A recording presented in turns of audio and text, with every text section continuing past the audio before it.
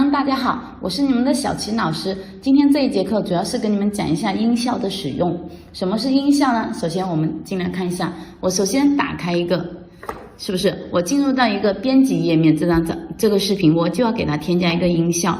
OK， 我们点击一下添加音频，然后这下方是不是出现一个叫音效的功能键？我点击它之后，里面有综艺、笑声、机械非常多，我们选一个听一下。你们可能经常都听到，但是不知道在哪里找。其实剪映里面它已经是自带的有了。我们首先点击一下后面这个箭头，给它下载下来。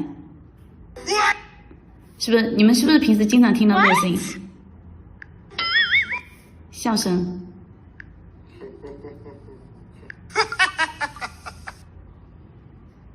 哎呦我的妈！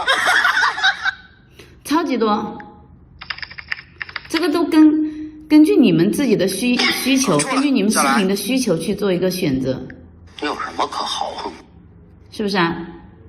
那我们随便选一个吧，好吧？选一个笑声，听一下，太小声。